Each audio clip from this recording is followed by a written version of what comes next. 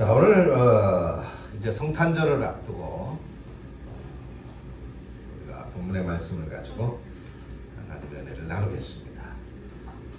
아무래도 올해 연말은 연말 같은 분위기가 전혀 나지 않는 그런 아주 침체된 가운데 있습니다. 그래서 올해 성탄절도 우리들의 마음은 그렇지 않지만 시대가 어려운 시대이니만큼 제대로 된 성탄 기쁨을 우리가 서로 나누지 못하는 안타까움이 있지만, 그러나 우리의 믿음은 변함없이 우리의 구원을 위해서 처음 초림하셨었던 그 예수님을 기뻐하고 감사하면서 또 오셨듯이 다시 오실 그 주님을 기다리는 마음을 더더욱 다짐하는 그런 기간으로 삼아야 될 줄로 믿습니다.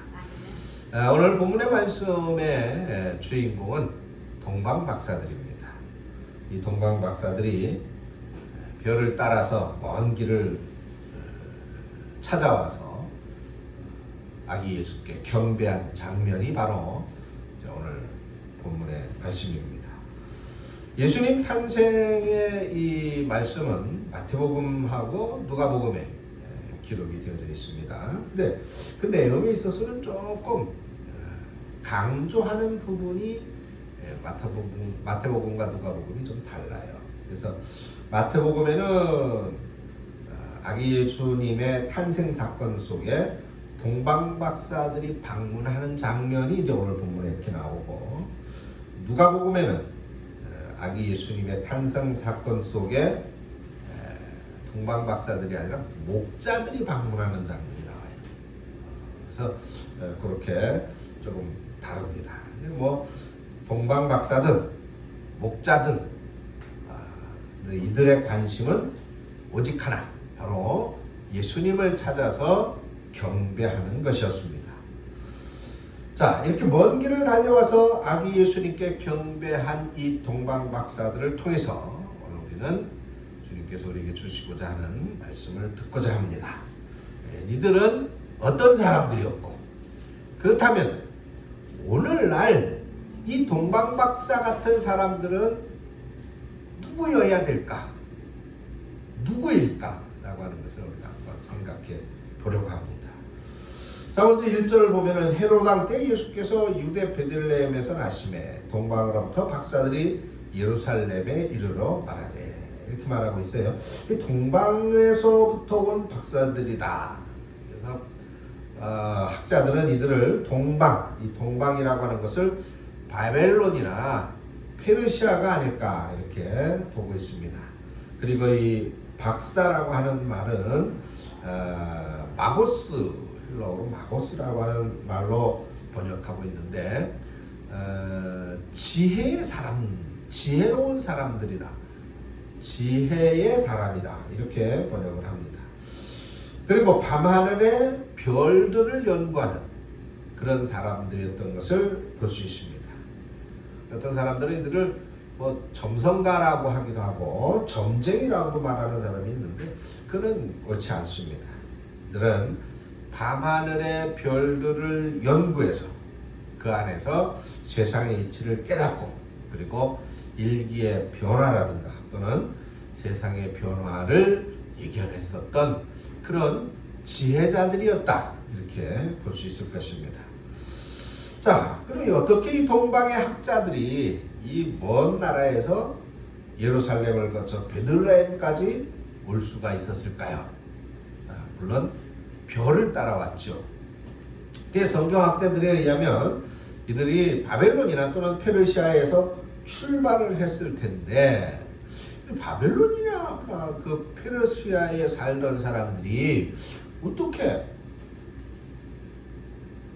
그 별이 구주의 탄생을 알리는, 왕의 탄생을 알리는 그런 별이다라고 알 수가 있었을까? 그들은 아마도 사전 지식을 가지고 있는 사람이지 않았을까라고 생각을 했습니다. 그 사전 지식이라고 하는 것은 이미 구주 예수 그분이 탄생할 것이라고 하는 지식을 가지고 있었고, 그 지식은 결국은 유대로부터 흩어져 나간 그 유대 민족들에 의하여 전하여진 것이 아닐까라고 하는 생각을 한 것입니다. 왜 그러냐 하면, 자, 이스라엘 나라가 멸망을 했죠. 그래서 바벨론으로 포로로 잡혀갑니다. 그리고 70년 동안이나 그 바벨론 지역에 있었어요. 이스라엘 사람들이, 유대인들이. 그래서 이 70년이 지난 다음에 이제 다시 고국으로 돌아오게 되는데, 그때 모든 사람들이 다 돌아오지 않고 일부는 또 그 바벨론 지역에 또는 페르시아 지역에 흩어져 살았던 것입니다. 이들을 가리켜서 디아스포라라고 하는데, 그래서 이 디아스포라 사람들은 바벨로니아나 또는 페르시아 지역에 살면서 때가 되면 하나님께서 다윗의 후손 중에 만왕의 왕이 되실 이 메시아를 이 땅에 보내신다라고 하는 그런 믿음을 가지고 살고, 또 그런 내용을 자기가 살면서 주변 사람들에게 이야기하면서 살았을 것이다, 그 말입니다. 그래서 이 이야기가 이런 동방의 학자들 사이에 전해졌을 것이고, 그래서 이 사전지식이 결국 이 박사들을 베들레헴으로 이끌어오게 되지 않았는가라고 하는 해석입니다. 그래서 별을 연구하다가 보니까 지금까지 보지 못했었던 이상한 별, 신기한 별을 봤단 말이죠. 그리고 그 별이 저것이 바로 그 우리 조상들이 얘기하던 그런 그 메시아의 탄생을 알리는 별이 아닐까, 그렇게 생각하고 그 별을 따라왔다는 것입니다. 자, 하나님께서는 하늘을 쳐다보고 사는 사람들에게 특별한 징조 하나를 보여주셨죠. 바로 이 별의 출현입니다. 이 별은 다른 별들처럼 일정한 궤도를 따라 움직이는 그런 별이 아니었단 말이죠. 지금까지 보고 있었던 그런 별들도 아니었습니다. 새롭게 나타난 새로운 별이었다고 말이죠. 그래서 이들은 바로 위대한 왕이 탄생했다라고 하는 것을 직감했고, 그래서 그들은 예물을 가지고 그 탄생하신 왕에게 경배하러 갔던 것입니다. 자, 이 동방 박사들을 통해서 우리에게 주시는 첫 번째 메시지는 바로 우리도 하늘을 보면서 살아야 되겠다라고 하는 겁니다. 믿습니까? 하늘을 보면서 살자. 물론 우리가 땅을 밟고 살고 있죠. 그래서 늘 우리는 땅을 쳐다볼 수밖에 없습니다. 그렇지만 그래도 우리는 하늘을 보는 사람들이다. 그리스도인들이라고 하는 것은 바로 이와 같이 하늘을 보고 사는 사람들이다 라고 말할 수 있을 것입니다. 물론 이 하늘을 보고 산다라고 하면 날마다 하늘을 고개를 치켜들고 하늘만 쳐다보고 살으라고 하는 의미는 아니죠. 바로 하나님의 음성을 들으며 사는 사람들이다, 이 말이에요. 하나님의 음성을 들으며 사는 사람들. 그러면 어떤 경우에도 우리에게는 소망이 있게 되는 줄로 믿습니다. 옛날 그 리더스 다이제스트라고 하는 조그마한 잡지책이 있어요. 거기에 보면 실렸던 그 신화인데, 어느 병원 중환자실에 소년 한 환자가 있었습니다. 화상을 입은 환자였었어요. 그래서 2도 이상, 3도 뭐 이렇게 그 화상의 정도가 넘어가면 다 치료 받지 못하고 이제 숨을 거두게 되는 그런 화상 환자입니다. 온 몸이 다 붕대로 감겨져 있었습니다. 그래서 이 환자가 있는 이 중환자실에 의료 공부를 하고 있는 자원봉사자가 이제 들어갔어요. 근데 차트를 보니까 소년이 중학생이었고 아직 어렸다고 말이에요. 그리고 아주 심각한 화상이었습니다. 그리고 온몸을 붕대로 감아놨기 때문에 말도 할 수가 없었어요. 그래서 이 의료 자원봉사자가 불쌍한 생각이 들었고 이 학생을 보니 어린 소년을 보니까 중학교 2학년이었었다는 거죠. 그래서 중학교 2학년 교과서를 갖다가 이 아이의 옆에서 읽어주기 시작했다고 합니다. 그래서 영문법도 읽어주고 역사책도 읽어주고 사회책도 읽어줬습니다. 그렇게 책을 읽어주니까 이 소년이 생각을 한 거예요. 이분이 이렇게 책을 읽어주는 걸 보니까 내가 회복해서 다시 학교에 갈 수 있는 모양이구나. 그래서 내가 다시 학교에 갈 수 있을 때 뒤처지지 않도록 그렇게 나에게 교과서를 공부시켜주고 있는 거구나. 그렇게 생각을 한 거예요. 그래서 나도 이제 지금 힘들지만 나으면 학교에 가겠구나. 그런 소망을 가졌던 것입니다. 결국 그 소망을 가졌던 소년은 죽을 위기에서 다시 회복을 하게 되고 나았다는 것이죠. 그래서 붕대를 이제 다 풀게 되는 날 사람들이 물었어요. 어떻게 그렇게 그 중한 화상에서 살아날 수가 있었니? 그렇게 물으니까 그 아이가 그분이 책을 읽어줄 때 내가 나을 수 있는 모양이구나 라고 하는 생각을 가졌습니다.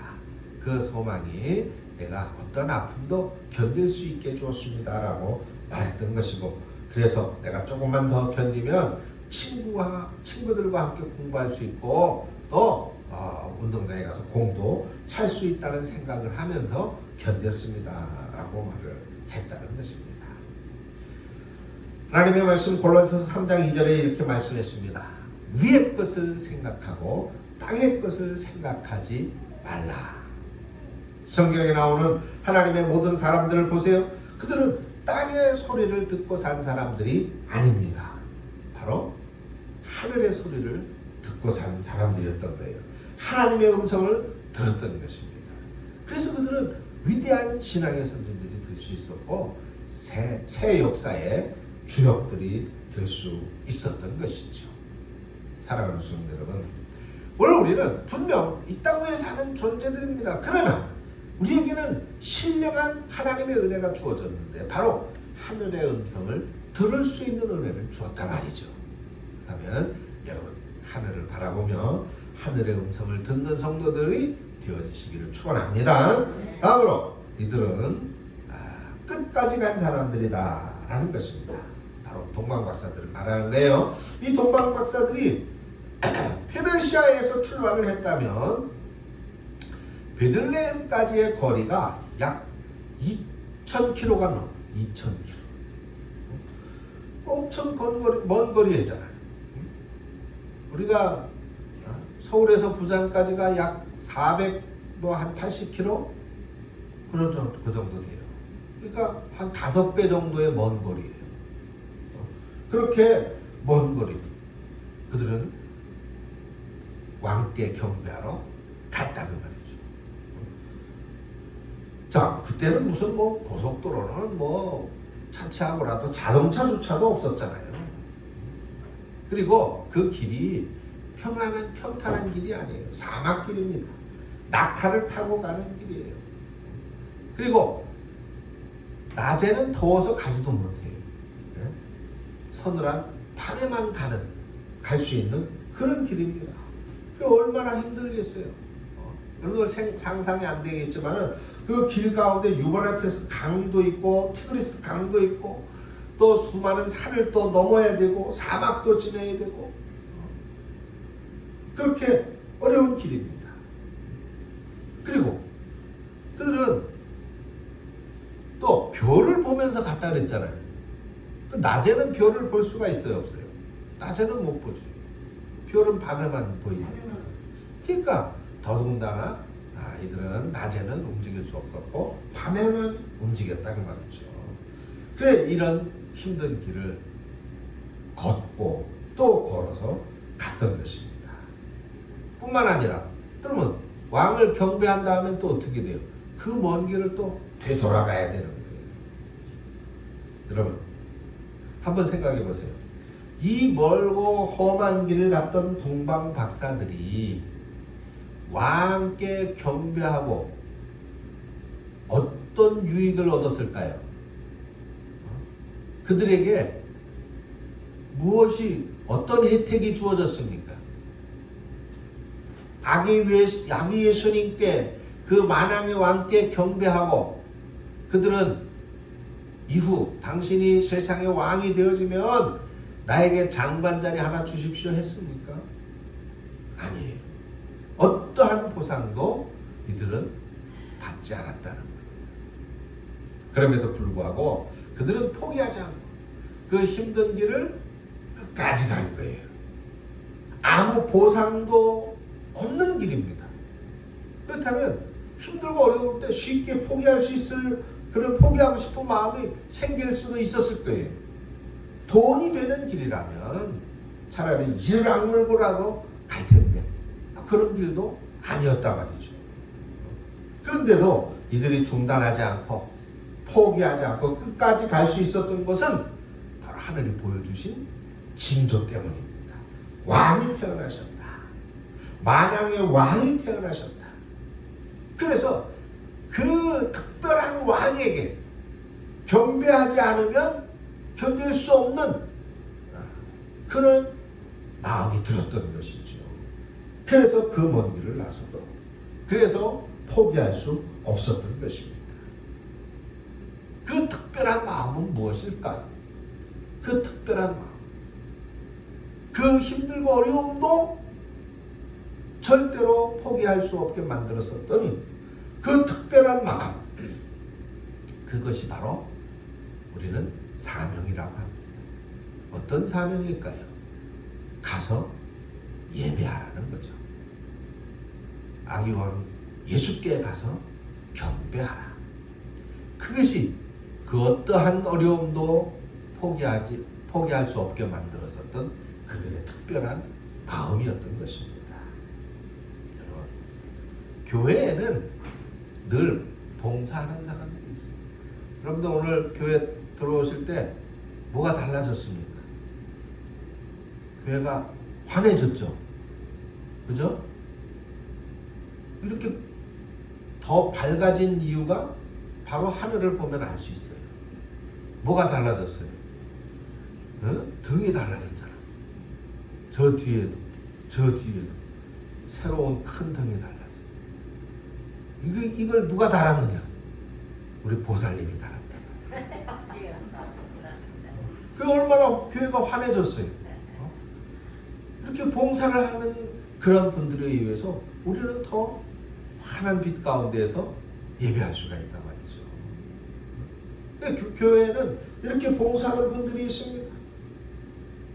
차량을 운행하고 또 지금 뭐 코로나 때문에 우리가 중단됐지만 아침 일찍부터 와서 성도들의 점심 식사를 준비하느냐고 했어요. 또 바쁜 중에도 시간 내에 교회 와서 또 예배당을 청소해서 깨끗한 환경 속에서 예배할 수 있도록 또 봉사하는 그런 분들이 있습니다.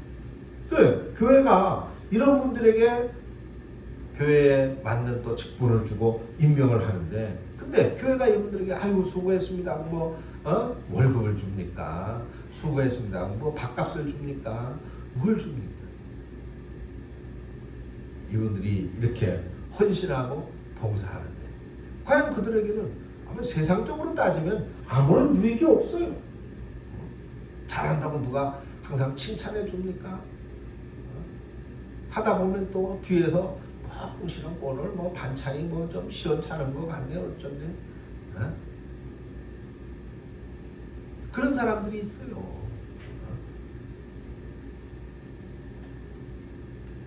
그런데 우리는 이 교회가 하는 일, 교회에서 하는 일, 그래서 그리고 교회에서 직분을 주는, 우리는 그것을 하나님께 하는 것 또는 하나님이 임명해 주시는 것이라고 하는 믿음을 갖고 하는 것이다 이 말이죠. 그리고 그 보상이 하늘에 있음을 우리는 믿는 것입니다. 하나님께서 내가 이렇게 헌신하고 봉사할 때에 하나님께서 나의 믿음을 보시고 알아주시고 인정해 주시고 그것을 통하여 분명 나에게도 내 자녀에게도 은혜를 주실 것이라고 하는 믿음을 갖는 것입니다. 이것이 신앙인 것이죠. 오늘 동방박사들도 그렇습니다. 그들이 애쓰고 수고하고 힘든 그러한 그 먼 길을 힘써서 간 이유는, 포기하지 않고 간 이유는 바로 하나님의 주신 사명인 것이죠. 가서 예배하라. 그를 경배하라는 사명 때문입니다. 오늘 우리 성도님들이 그렇게 힘쓰고 애써서 봉사하고 수고하는 것, 그것도 마찬가지입니다. 우리가 그렇게 힘써서 애쓰고 봉사하는 것도 하나님께서 친히 우리들에게 주신, 나에게 주신 사명 때문이죠. 무엇입니까? 오산 대각교회에서 봉사하라는 것이지요. 봉사하라. 동방박사들이 이 어려운 길을 그래도 포기하지 않고 갈 수 있었던 것, 자기들을 인도하는 별이 그들을 계속 인도해 주었기 때문입니다. 이들이 밤길에 가다가 발을 다치면 더 이상 가지 못하고 멈췄겠죠. 그러면 틀림없이 별도 멈췄을 것입니다. 이런 놀라운 체험을 했기 때문에 포기하지 않고 갈 수 있었던 것이죠. 오늘도 마찬가지. 우리에게 주신 직분을 감당하며 성령께서 인도하실 줄 믿습니다. 감당할 수 있게 해주실 줄 믿습니다. 혹시 잘하니 못하니 괜히 그런 사람들의 말로 인해서 상처를 받는다 하더라도 성령께서는 우리를 위로해 주시고 그 상처를 아물게 해주실 줄로 믿습니다. 이런 놀라운 은혜가 있고 체험이 있기에 우리는 끝까지 감당하고 나갈 수 있는 것입니다. 우리가 하나님의 음성을 들어야 되는 중요한 이유가 바로 그거예요. 근데 하나님의 음성을 듣지 않고 세상의 눈으로만 바라보는 사람이 또 애써서 수고해서 등을 이렇게 밝은 등으로 새롭게 달았네, 참 감사하다, 이렇게 볼 수 있는데 세상의 눈을 가진 사람은 아이고 달면 좀 제대로 달지 삐뚤어 달았네, 달면 좀 더 좋은 거 달지, 이런 식으로 나온다는 거죠. 우리가 그런 마음을 갖는 것이 아니라 하늘의 음성을 듣는 성도들 되어주시길 축원합니다. 그래야 우리도 끝까지 할 수가 있는 거예요. 이런 은혜가 여러분들에게 있으시기를 축원합니다. 다음으로 너는 예물을 드린 사람들이다 라고 하는 겁니다. 11절 보세요. 그 집에 들어가서 11절로 다 같이 한번 읽어보겠습니다. 시작.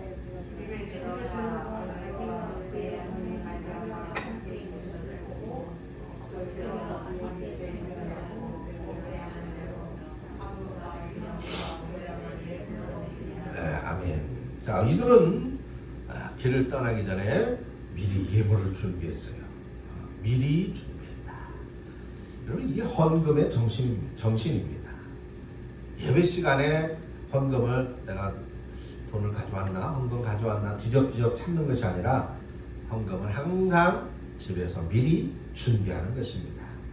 어떤 집사님이 교회 가기 전에 지갑을 꺼내더니 1,000원짜리 몇 장만 이제 호주머니에 넣고, 그리고 지갑은 서랍 속에 두고 갑니다.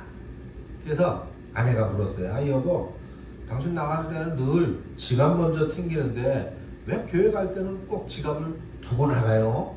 그러니까 남편이 대답했습니다.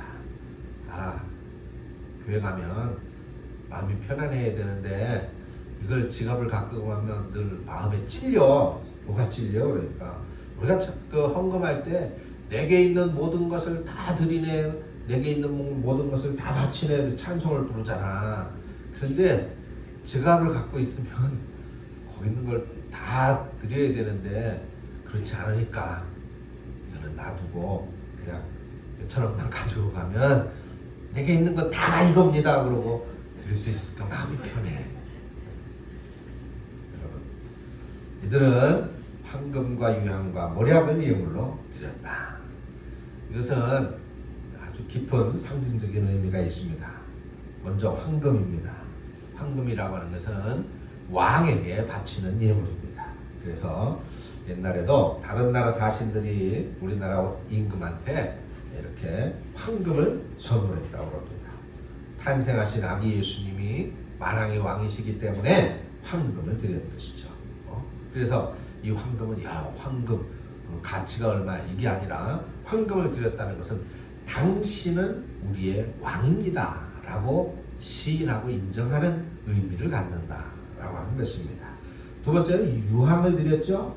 유향이라고 하는 것은 대제사장에게 바치는 예물입니다. 유향은 고대 사회에서 이 제사에서 빼놓을 수 없는 귀한 물건이었습니다. 그래서 제사장들이 신에게 제사를 드릴 때 성전에서 사용되어지는 것이 바로 유향입니다. 그렇기 때문에 유향을 드렸다는 것은 바로 당신이 우리들을 대신해서 제사를 드릴 대제사장이십니다 라고 고백하는 예물이 되는 것입니다. 그리고 마지막으로 몰약을 드렸죠. 몰약. 이 몰약이라고 하는 것은 죽은 사람에게 필요한 것입니다. 죽은 사람의 시신에 바르는 것이거든요. 그래서 이 몰약은 종말론적인 의미가 담겨져 있는데 바로 당신은 만백성들을 위해서 죽으실 분입니다 라고 하는 의미를 갖고 있습니다. 여러분, 이번 금요일이 성탄절입니다. 여러분들은 올해 성탄절 주님께 무엇을 드리겠습니까? 우리도 동방박사들이 드린 이 예물처럼 준비해서 드리고 또한 주님께서 우리의 어떤 분이신가를 분명히 하시고 드리는 그런 예물이 되어야 될 줄로 믿습니다. 이번 성탄절 날 우리가 예물을 드리면서 이렇게 고백하세요. 왕으로 오신 주님, 저의 왕이 되어 주십시오. 대제사장으로 오신 주님, 나의 죄를 용서하시고 대속하시는 대제사장이 되어 주십시오. 그리고 나를 위해서 죽으신 주님, 주님 안에서 나도 날마다 죽노라는 사도 바울의 고백 같은 그런 믿음의 삶으로 날마다 나의 자아가 죽어지는 삶이 되게 도와주옵소서라고 그런 의미를 가지고 주님께 영광 돌려 드리는 저와 여러분들이 되어주시기를 바랍니다. 성탄절기는 주님께 경배드리는 절기입니다. 오늘도 하나님께서는 아기 예수께 경배할 이 동방박사들을 찾고 계십니다. 저와 여러분들이 오늘의 동방박사가 되어야 되겠습니다. 늘 하늘을 쳐다보고 그래서 하늘의 음성을 들으며 그 말씀과 명령을 따라서 끝까지 믿음을 지키고 봉사 헌신하면서 주님께 합당한 예물을 드리며 살아가는 저와 여러분들이 바로 오늘의 동방박사가 되어질 것입니다. 이제 여러분들 제가 바로 이런 동방박사가 되어지기를 주님의 이름으로 축원드립니다. 기도하겠습니다. 하나님 아버지 귀한 은혜와 사랑을 감사합니다. 저희들을 오늘 이 시대에 이 동방박사들과 같은 귀한 은혜와 사명을 주셔서 오늘 우리 하나님께서 찾으시는 오늘의 동방박사가 되어질 자격이 없으나 그러나 하나님의 은혜로 선택을 받고 하나님의 은혜로 여기에 섰사오니 이 은혜로 말미암아 오늘 이 시대 주님께 경배할 동방박사들이 되어지기에 조금도 모자람이 없는 부족함이 없는 그런 우리 성도들이 되어져서 이번 성탄절 아기 예수께 온전한 경배로 또 영광 돌리는 그래서 하나님을 기쁘시게 하는 우리 성도님들이 다 되어지도록 인도하여 주시옵소서. 예수님의 이름으로 기도합니다. 아멘.